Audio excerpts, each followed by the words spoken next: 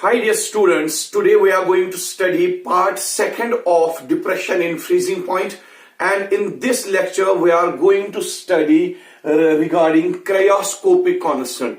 बेटा जैसे कि आपको पता है हमने प्रीवियस लेक्चर में डिप्रेशन इन फ्रीजिंग पॉइंट को डिफाइन किया था और फिर हमने प्रूव किया था कि डिप्रेशन इन फ्रीजिंग पॉइंट एक कॉलिगेटिव प्रॉपर्टी है और फिर हमने एक मैथमेटिकल रिलेशनशिप डिराइव की थी for the determination of molecular mass of solute. तो वो जो फॉर्मूला थी जिससे हम सोल्यूट का मॉलिक्यूलर मास या elevation in boiling point determine कर सकते थे, वो ये फॉर्मूला थी delta TF, that is depression in freezing point, that is equal to KF, this cryoscopic constant, into WB, mass of solute in grams, into 1000 divided by MB into WA, that is molecular mass of solute and mass of solvent in grams. तो देख लीजिए, अगर हमें depression freezing point determine करना हो, depression freezing point determine करने के लिए एक तो हमें क्रायोस्कोपिक कांस्टेंट का वैल्यू चाहिए और हमें सॉल्वेंट और सोल्यूट का गिवन मास इन ग्राम्स चाहिए और सोल्यूट का मॉलिक्यूलर मास हमें पता होना चाहिए। तो देख लीजिए बेटा, आज हम क्या करते हैं, ये जो WA and WB given mass of solute and solvent, they are usually given in numerical problems, and molecular mass of solute वो भी आप डिटरमाइन कर सकते हैं, सोल्यूट कौन सा होगा उसका मॉलिक्यूलर मास आप डिटरमाइन कर सकते हैं। लेकिन यहां पे मुझे प्रॉब्लम आ रही है KF में, KSF is what, cryoscopic constant. इसके वैल्यूज हम कहां से सबस्टिट्यूट करें या इसके वैल्यूज क्या होंगे फॉर डिफरेंट सॉल्वेंट्स, वो हम आज इस लेक्चर में देखेंगे। तो सबसे पहले यहां पे जो ये टर्म है, ये वाली term, that is molecular mass of solute WB into 1000 divided by, that is given mass of solute, WB is given mass of solute into 1000 divided by MB, molecular mass of solute into WA, that is mass of solvent in grams। ये सारी term जो है, ये सारी term represent करती है molality. तो इसकी मैं लिखता हूं delta TF, that is equal to KF, that is cryoscopic constant, into this whole term represents molality, this given mass of solute into 1000 divided by molecular mass of solute into mass of solvent in grams। ये सारी term जो है ये represent करती है किसको, molality को। तो यहां पे हमारी एक फॉर्मूला आ रही है, that is depression in freezing point. मैं यहां पे लिख लेता हूं डिप्रेशन इन फ्रीजिंग पॉइंट जो है delta TF, depression in freezing point is the product of one is KF, cryoscopic constant, is the product of KF, cryoscopic constant, and molality of the solution,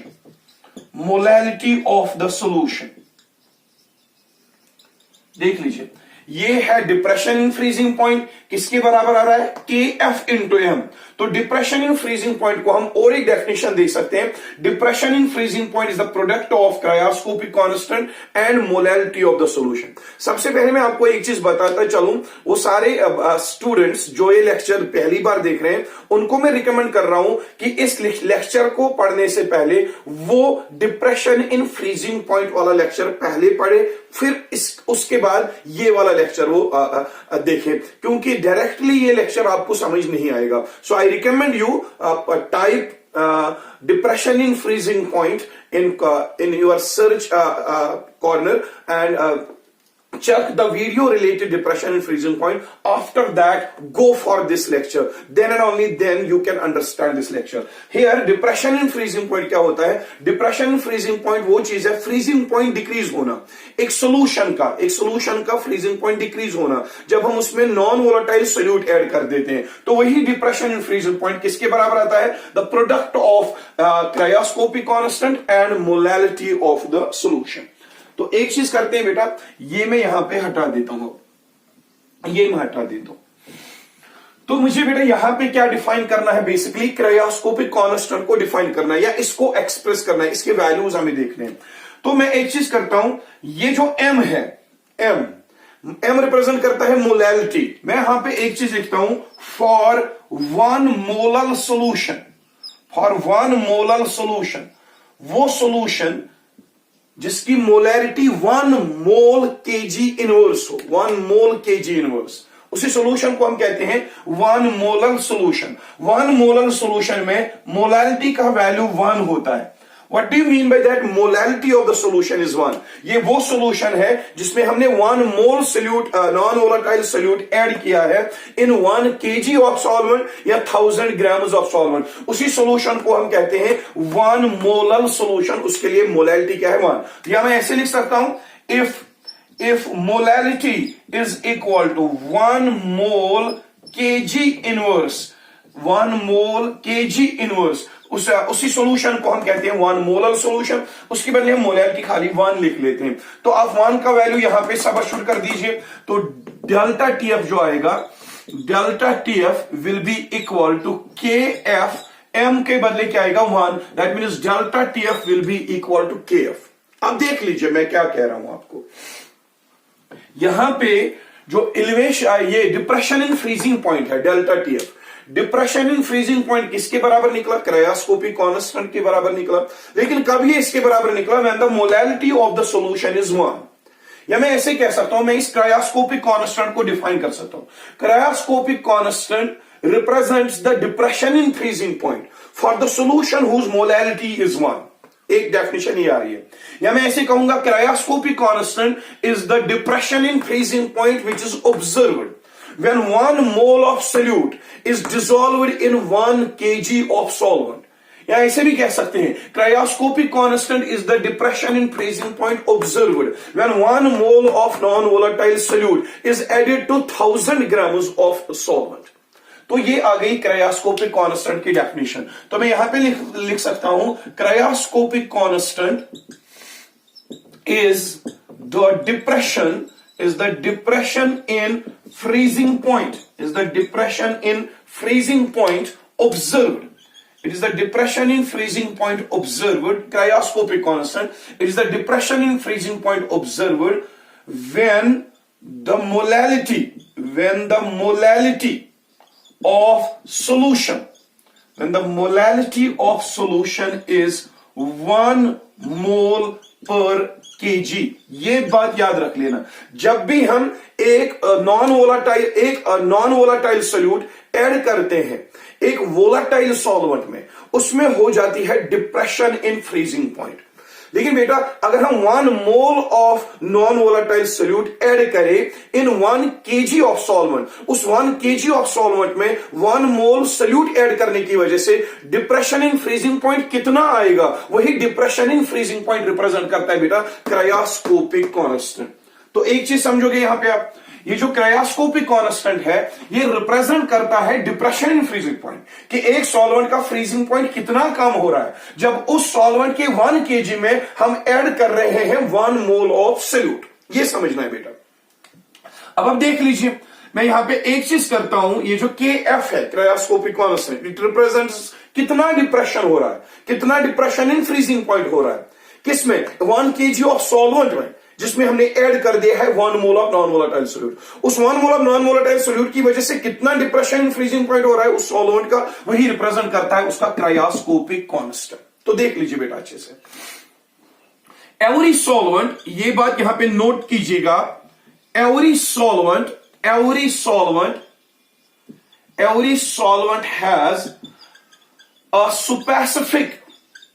has a specific value of KF, cryoscopic constant. हमारे पास different solvents है, एक तो water है या alcohols है या chloroform है या बेंजीन है। तो अलग अलग सॉल्वेंट्स में जब हम 1 मोल सोल्यूट ऐड करते हैं, उन अलग अलग सॉल्वेंट्स में अलग अलग डिप्रेशन इन फ्रीजिंग पॉइंट आता है by adding 1 mole of solute in the 1 kg of their respective solvents. तो KF का वैल्यू भी अलग अलग आएगा। यही समझना है कि हर किसी सॉल्वेंट के लिए क्रायोस्कोपिक कांस्टेंट या डिप्रेशन इन फ्रीजिंग पॉइंट का वैल्यू सेम नहीं होता। अगर हम वाटर के 1 kg में ऐड करेंगे 1 mole of non volatile solute, उसका डिप्रेशन इन फ्रीजिंग पॉइंट अलग होगा। अगर बेंजीन के 1 kg में ऐड करेंगे 1 mole of non volatile solute, तो उस बेंजीन का डिप्रेशन इन फ्रीजिंग पॉइंट अलग होगा। लाइकवाइज अगर हम क्लोरोफॉर्म या एसिटिक एसिड या इथाइल अल्कोहल के सॉल्वेंट के 1 kg में ऐड करेंगे 1 mole of non volatile solute, तो उन सारे सॉल्वेंट्स में डिप्रेशन एंड फ्रीजिंग पॉइंट का वैल्यू अलग अलग होगा। तभी हम कहते हैं कि for every solvent KF a cryoscopic constant has a different value or a superscript value। तो वही वैल्यूज मैं यहां पे लिख देता हूं, वो आप समझ लीजिएगा अच्छे से। मैं हटा देता हूं ये मैं हटा देता हूं। तो सबसे पहले मैं आपको वैल्यूज देता हूं किसके, KF के। वाटर के लिए KF का वैल्यू क्या है, बेंजीन के लिए KF का वैल्यू क्या है, या क्लोरोफॉर्म के लिए KF का वैल्यू क्या है, या अलग अलग सॉल्वेंट के लिए KF के वैल्यूज क्या है। लेकिन वैल्यूज देने से पहले हम क्या करेंगे, यहां पे हम KF के पहले यूनिट्स डिराइव करते हैं। तो समझ लीजिएगा, we know that delta TF that is the depression in freezing point, that is equal to cryoscopic constant multiplied by molality of the solution। अगर हमें यूनिट्स ऑफ KF निकालने हो तो मैं एक चीज करता हूं, यहां पे यूनिट्स ऑफ KF डिटरमाइन करते हैं। That will be equal to KF here, इस M को यहां पे शिफ्ट कर दो, ये बन जाएगा delta TF divided by M, molality of the solution. तो यूनिट्स क्या आएंगे, KF के यूनिट्स किस पे, यूनिट्स पे डिपेंड करेंगे, delta TF। What is delta TF, depression in freezing point. What is freezing point, actually temperature. तो इसका यूनिट क्या आएगा, केल्विन डिवाइडेड बाय, यहां पे है मोलैलिटी, तो यहां पे डिवाइड कर दो, मोलैलिटी केल्विन पर मोलैलिटी, और आएगा केल्विन, मोलैलिटी को ऊपर कर दो, ये आएगा इसका यूनिट केल्विन मोलैलिटी इनवर्स। तो ये आ रहा है इस KF का एक unit, kelvin molality inverse.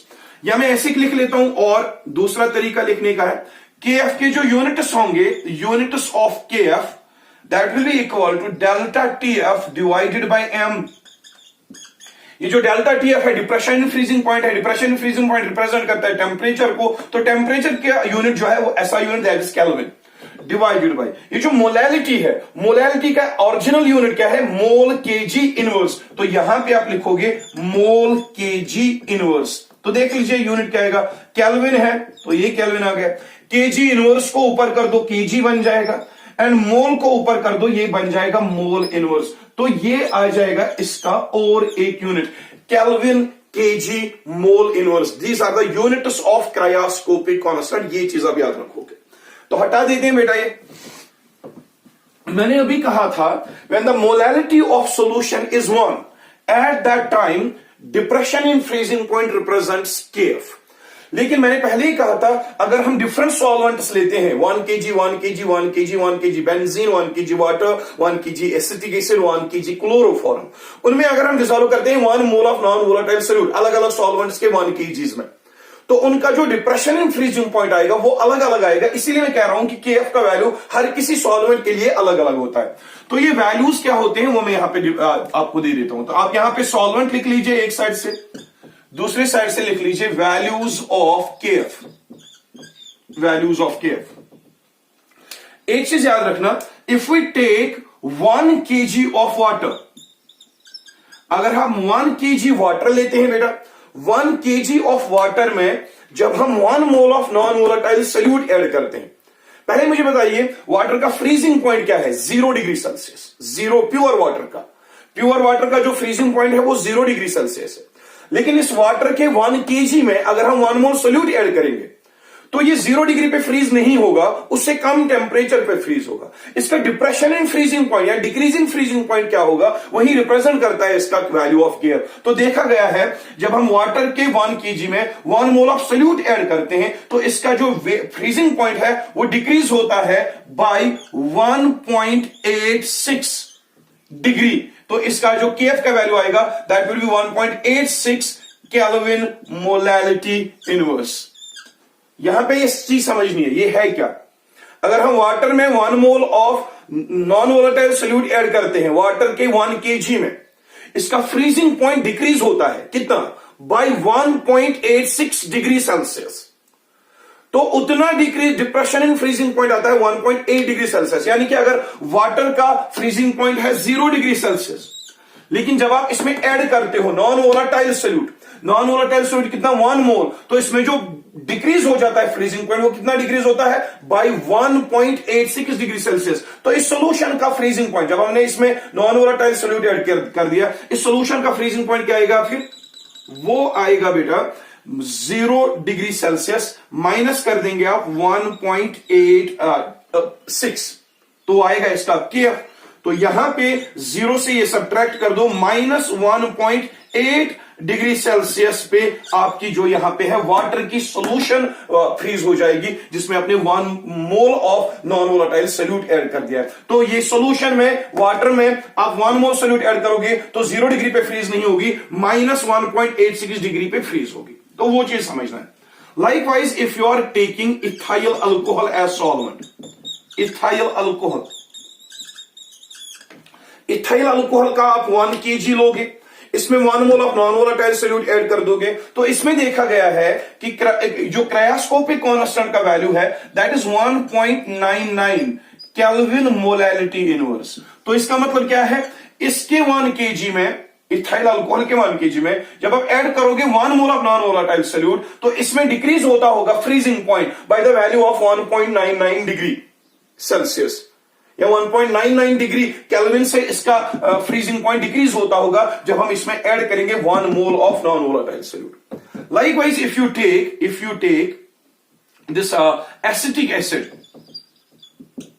If you take acetic acid, उसका जो KF का वैल्यू होता है वो होता है 2.90 केल्विन मोलैलिटी इनवर्स। इसका मतलब है एसिटिक एसिड के 1 kg में अगर आप ऐड कर रहे हो 1 mole of non volatile solute, तो इसका फ्रीजिंग पॉइंट डिक्रीज हो जाएगा by the value of 2.90 degree Celsius या by the value of 2.90 Kelvin. तो ये चीज याद रखना है। अगर आप एसिटिक एसिड के बदले लोगे यहां पे क्लोरोफॉर्म लोगे बेटा, तो क्लोरोफॉर्म में देखा गया है जो KF का वैल्यू होता है that is 4.70 kelvin molality inverse. तो एसिटिक क्लोरोफॉर्म के केस में देखा गया है जब इसके 1 kg में 1 mole of non volatile solute add करते हैं तो इसका जो फ्रीजिंग पॉइंट है वो डिक्रीज होता होगा by the value of 4.70 degree Celsius और by the value of 4.70 Kelvin. ये आएंगे इनके KF के वैल्यूज। और एक एग्जांपल मैं देता हूं जो कॉमनली यूज होती है न्यूमेरिकल प्रॉब्लम्स में, that is the benzene. Benzene के केस में आप याद रख लो, अगर आपके पास सॉल्वेंट बेटा बेंजीन है, बेंजीन सॉल्वेंट है और बेंजीन के इस सॉल्वेंट में आपने ऐड कर दिया है 1 mole of solute, non volatile solute. Benzene का आपको 1 kg सॉल्वेंट लेना है और इसमें ऐड कर दोगे आप 1 kg ऑफ सॉल्यूट, तो जो उसके KF का वैल्यूज देखा गया है that is 5.12 kelvin molality inverse. तो बेटा इसका मतलब क्या है, KF का वैल्यू 5.12 है, यानी कि बेंजीन के 1 kg में अगर आप 1 mole of non volatile solute add कर दोगे, बेंजीन का फ्रीजिंग पॉइंट डिक्रीज होगा कितना, by the value of 5.12 degree Celsius या by the value of 5.12 Kelvin के हिसाब से उसका फ्रीजिंग पॉइंट डिक्रीज हो जाएगा। क्योंकि हमने पहले ही कहा कि KF रिप्रेजेंट करता है कितना डिक्रीज हो रहा है फ्रीजिंग पॉइंट एक 1 kg या 1000 ग्राम्स ऑफ सॉल्वेंट का जब हम उसमें ऐड करते हैं 1 mole of non volatile solute, तो जो उसका KF का वैल्यू आएगा वही रिप्रेजेंट करता है उसका डिप्रेशन इन फ्रीजिंग पॉइंट। तो देख लीजिए बेटा, एक और चीज करते हैं हम यहां पे, मैं एक टर्म आपको समझा देता हूं, एंटी फ्रीज सबस्टेंस किसको कहते हैं, एंटी फ्रीज सबस्टेंसेस। एक टर्म आती है कभी कभी, define anti freeze substances. Anti freeze substances वो सबस्टेंसेस होते हैं बेटा, एंटी फ्रीज सबस्टेंस। एक चीज कर दीजिए, मैं मार्कर चेंज कर देता हूं। तो देख लीजिए जो एंटी फ्रीज सबस्टेंसेस होते हैं, एंटी फ्रीज सबस्टेंस जैसे आप देखते हो विंटर्स में जब बर्फ जम जाता है बहुत ज्यादा, तो हम यूजुअली उस पर साल्ट छिड़कते हैं, या सोडियम क्लोराइड साल्ट या कैल्शियम क्लोराइड का भी यूज कर सकते हैं। वो साल्ट जब हम इस बर्फ पे छिड़कते हैं तो वो मेल्ट हो जाता है। बेसिकली साल्ट जो है वो एक नॉन वोलेटाइल सॉल्यूट है। उस नॉन वोलेटाइल सॉल्यूट की वजह से क्या होता है, जो वाटर का फ्रीजिंग पॉइंट है वो डिक्रीज हो जाता है, यानी कि जो वाटर फ्रीज हुआ होता है 0 डिग्री सेल्सियस पे, साल्ट ऐड करने की वजह से वो अब उस 0 डिग्री सेल्सियस पे फ्रीज नहीं होता, उस 0 से कम टेम्परेचर पे फ्रीज होगा, माइनस रेंज में फ्रीज होगा। तो ऐसे सबस्टेंसेस जो एक सबस्टेंस का फ्रीजिंग पॉइंट डिक्रीज कराते हैं, ऐसे नॉन वोलेटाइल सबस्टेंसेस का नाम रखते हैं एंटी फ्रीज सबस्टेंसेस। तो आप यहां पे एक चीज लिखोगे, these are those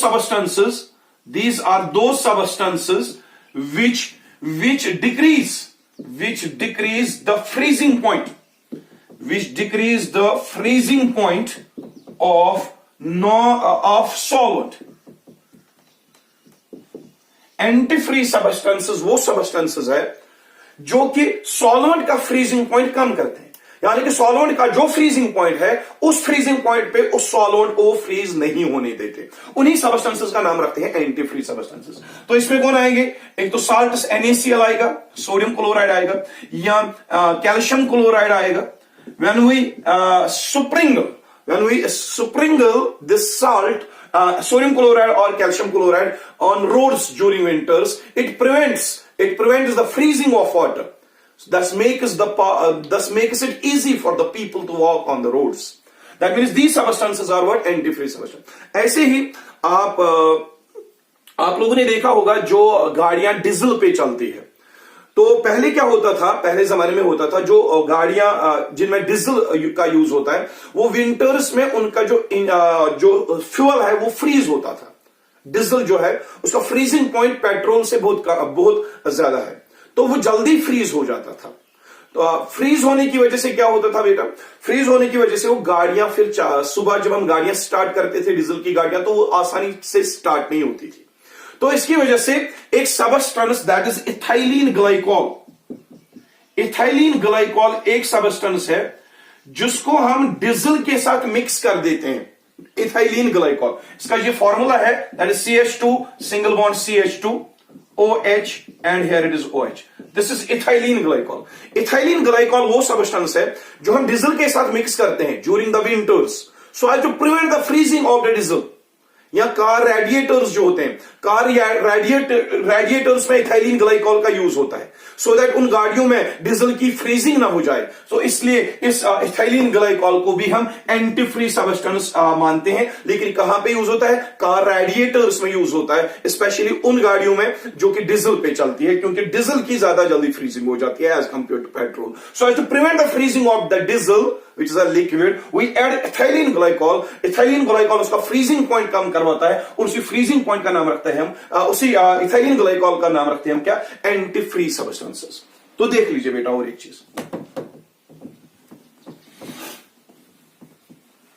एक चीज देख लीजिए। Now we will come towards the numerical problem portion of this topic. तो ये बेटा यहाँ पे एक न्यूमेरिकल प्रॉब्लम है, इसके रिलेटेड इसको हम सॉल्व कर देते हैं। As per this numerical problem, जो डाटा हमें दिया गया है वो आप समझते हैं पहले। The question is the depression in freezing point observed for benzene when it contains certain amount of non-volatile solute is 0.512 Kelvin। यानी कि आपके पास बेंजीन है, बेंजीन में ऐड किया गया है नॉन वोलेटाइल सोल्यूट, तो कह रहे हैं कि उसका जो डिप्रेशन फ्रीजिंग पॉइंट है वो आ रहा है 0.512 kelvin.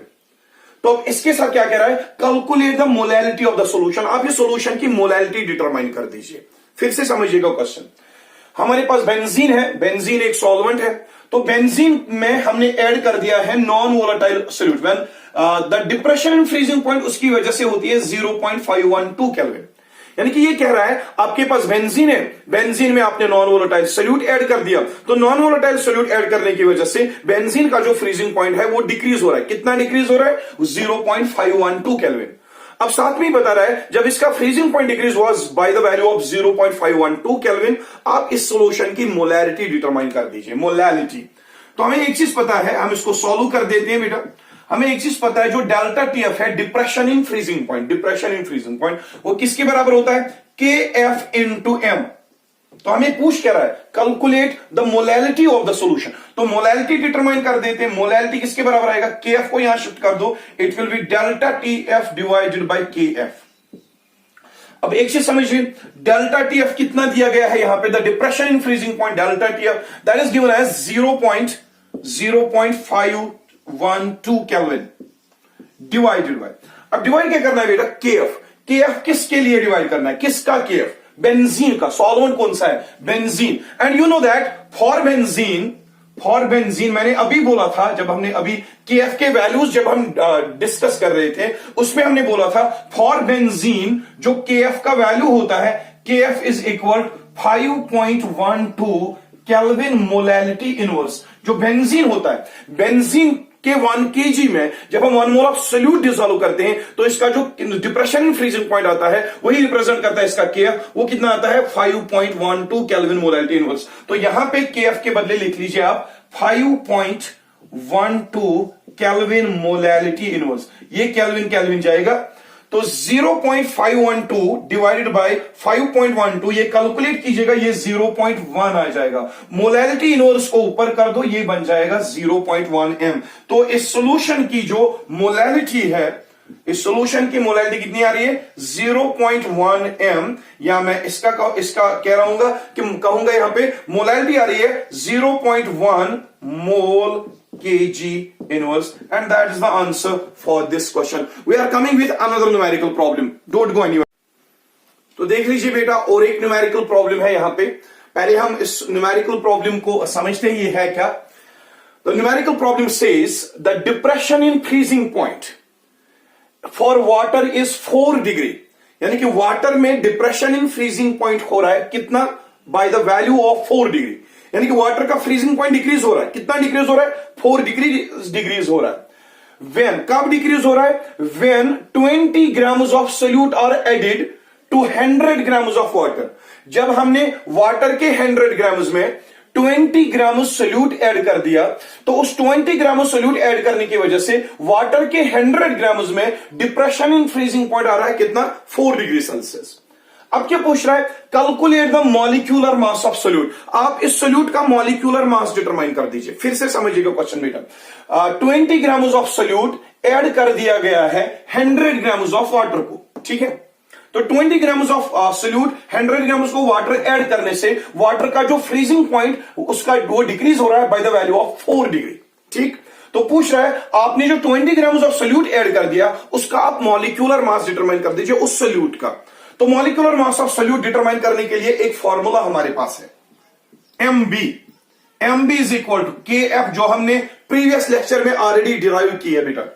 mb is equal to kf into wb, give mass of solute in grams, into 1000 divided by delta tf into wa, mass of solvent in grams. तो ये फॉर्मूला हमने प्रीवियस लेक्चर में already derive की है, या आप खुद से भी चेक कर सकते हो इस फॉर्मूला को। Molecular mass of solute is equal to cryoscopic constant multiplied by given mass of solute into 1000 divided by depression in freezing point taking place in the solution multiplied by mass of the solvent. तो यहां पे देख लीजिए बेटा, ये जो KF है, what is KF here, KF is cryoscopic constant, लेकिन कौन से सॉल्वेंट के लिए, वाटर के लिए। अभी जो मैंने KF के वैल्यूज पढ़ाए थे, सबसे पहले मैंने वाटर के लिए कहा था, वाटर का जो KF का वैल्यू है ये याद रखिएगा। वाटर के लिए जो वाटर सॉल्वेंट है, सॉल्वेंट वाटर जब हो उसके लिए KF का वैल्यू आता है 1.86 केल्विन मोलैलिटी इनवर्स, 1.86। तो यहां पे वाटर का KF जो आएगा 1.86 आएगा into WB. What is WB here? WB here is the mass of the solute in grams. Solute कितना ग्राम दिया है 20 ग्राम्स, तो 20 लिख लेते हैं इंटू 1000 तो ये आ गया ये divided by delta TF. What is delta TF? Depression in freezing point. तो डिप्रेशन इन फ्रीजिंग पॉइंट कितना आ रहा था 4 degree, depression in freezing point is 4 degree, तो सिंपली 4 डिवाइड कर दे into WA. What is WA here? It is a mass of solvent. Water का mass कितना है 100 grams, that means WA is 100 grams. तो इसको कैलकुलेट कर देते हैं, सॉरी इट इज 100, इसको कैलकुलेट कर देते हैं। यहां से 2 जीरो हटेंगे और यहां से भी 2 जीरो हटेंगे, ठीक है। तो ये बन जाएगा 2 2 जा 4 एंड 2 10 जा 20।